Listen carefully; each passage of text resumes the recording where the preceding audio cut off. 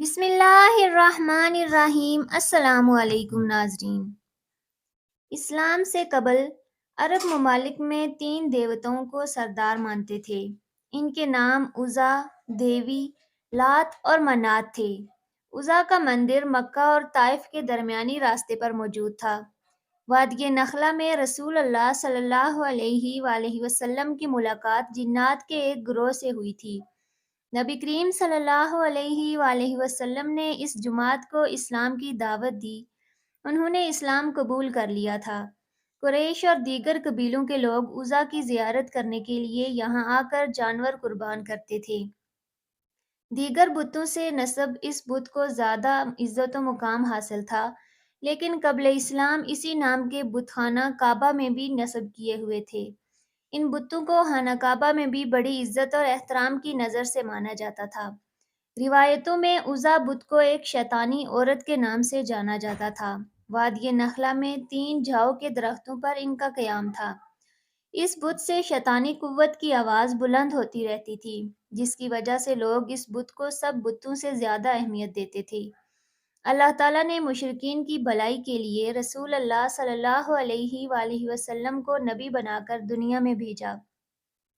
رسول اللہ صلی اللہ علیہ وآلہ وسلم نے عرب کے لوگوں کو بتوں کی پوجا چھوڑ کر ایک خدا کی عبادت کرنے کی دعوت دی، لیکن قریش کے لوگوں نے رسول اللہ صلی اللہ علیہ وآلہ وسلم کی دعوت کو قبول کرنے سے انکار کر دیا۔ قریش کے لوگوں نے رسول اللہ صلی اللہ علیہ وآلہ وسلم کی مخالفت کرتے ہوئے آپ صلی اللہ علیہ وآلہ وسلم کو طرح طرح کی اذیتیں اور تکلیف دینے میں کوئی کسر نہ چھوڑی۔ جب مسلمانوں نے مکہ فتح کیا تو رسول اللہ صلی اللہ علیہ وآلہ وسلم نے تمام بتوں کو ریزہ ریزہ کر دیا، لیکن فتح مکہ کے بعد عزا کی عبادت مشرکین بڑے زور و شور سے کر رہے تھے۔ حضرت محمد صلی اللہ علیہ وآلہ وسلم نے عزا کے بت کو ریزہ ریزہ کرنے کے لیے حضرت خالد بن ولید کی ڈیوٹی منتخب کی۔ رسول اللہ صلی اللہ علیہ وآلہ وسلم نے 30 سواروں کی قیادت میں آپ رضی اللہ عنہ کو وادی نخلا کی طرف روانہ کر دیا۔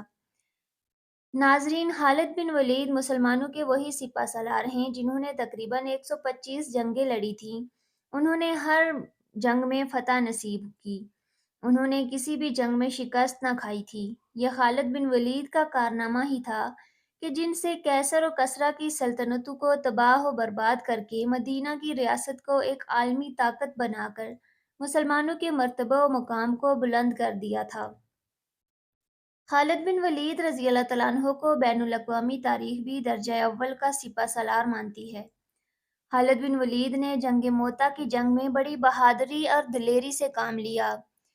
رسول اللہ صلی اللہ علیہ وآلہ وسلم نے آپ رضی اللہ تعالیٰ عنہ کی بہادری دیکھ کر آپ رضی اللہ تعالیٰ عنہ کو سیف اللہ یعنی اللہ کی تلوار کا لقب عطا کیا تھا۔ ناظرین، جب رسول اللہ صلی اللہ علیہ وآلہ وسلم نے خالد بن ولید کو شیطانی قوت کو جڑ سے ختم کرنے کے لیے بھیجا تھا، کیونکہ اس شیطانی بت کی طاقت کے بارے میں اللہ تعالیٰ اور اس کے رسول کے علاوہ کوئی بہتر نہیں جانتا تھا۔ فتح مکہ کرنے کے بعد 25 رمضان کو رسول اللہ صلی اللہ علیہ وآلہ وسلم نے خالد بن ولید کو حکم جاری کیا کہ نخلا کے درختوں کی طرف روانہ ہو جاؤ۔ تم کو نخلا میں 3 جاؤ یعنی ہدرو اگنے والے پودے، جس کو انگریزی میں ٹیمبرس کے نام سے پکارا جاتا ہے، درخت نظر آئیں گے۔ تم وہاں پہنچ کر پہلے درختوں کو کاٹنا۔ آپ رضی اللہ تعالیٰ عنہ جب وادی نخلا میں پہنچے تو آپ رضی اللہ تعالیٰ عنہ نے پہلے جاؤ والے درخت کو کاٹ دیا۔ جب یہ درخت کاٹ کر حضرت خالد بن ولید رسول اللہ صلی اللہ علیہ وآلہ وسلم کے پاس پہنچے تو نبی کریم صلی اللہ علیہ وآلہ وسلم نے حضرت خالد بن ولید سے پوچھا کہ جب وادی نخلا میں تم نے پہلے جاؤ والے درخت کو کاٹنا تھا، تم کو وہاں کوئی چیز دکھائی دی؟ آپ رضی اللہ تعالیٰ عنہ نے بڑے ادب و احترام سے جواب دیتے ہوئے کہا، یا رسول اللہ صلی اللہ علیہ وآلہ وسلم، مجھے کوئی چیز نظر نہیں آئی۔ اس کے بعد نبی کریم صلی اللہ علیہ وآلہ وسلم نے حضرت خالد بن ولید رضی اللہ تعالیٰ عنہ کو حکم دیا، جاؤ دوسرے درخت کو بھی کاٹ ڈالو۔ حضرت خالد بن ولید رضی اللہ تعالیٰ عنہ رسول اللہ صلی اللہ علیہ وآلہ وسلم کے حکم کی تعمیل کر کے واپس گئے۔ تو رسول اللہ صلی اللہ علیہ وآلہ وسلم نے خالد بن ولید سے دریافت کیا، کیا تم کو وہاں کوئی چیز دکھائی دی ہے؟ اس پر خالد بن ولید نے رسول اللہ کو عرض کیا، یا رسول اللہ صلی اللہ علیہ وآلہ وسلم، مجھے کوئی بھی چیز دکھائی نہیں دی ہے۔ حضرت خالد بن ولید رضی اللہ تعالیٰ عنہ کو واپس بھیجا اور حکم دیا، تیسرے درخت کو بھی کاٹ ڈالو۔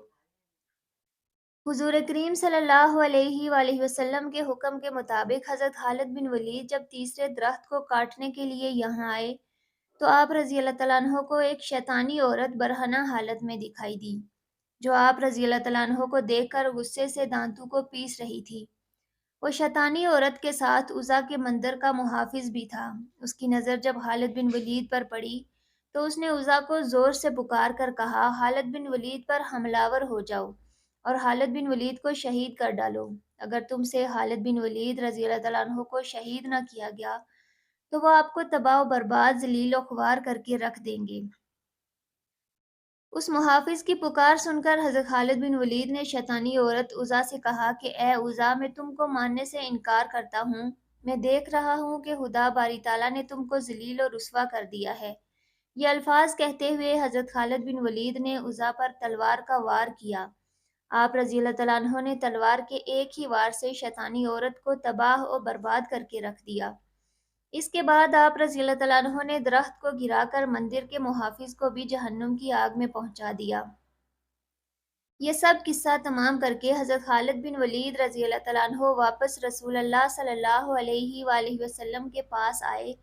آپ صلی اللہ علیہ وآلہ وسلم کو حضرت خالد بن ولید نے شروع سے لے کر آخر تک سارا قصہ سنا دیا۔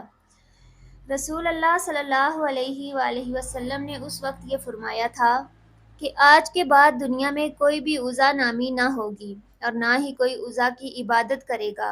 نبی کریم صلی اللہ علیہ وآلہ وسلم کا فرمان پورا ہوا ہے کہ رہتی دنیا تک کوئی بھی عزا نامی دیوی کا نشان نہ بنا۔ ناظرین، آپ کو اگر آج کی ویڈیو اچھی لگی ہو تو لائک، شیئر اور سبسکرائب ضرور کیجیے گا۔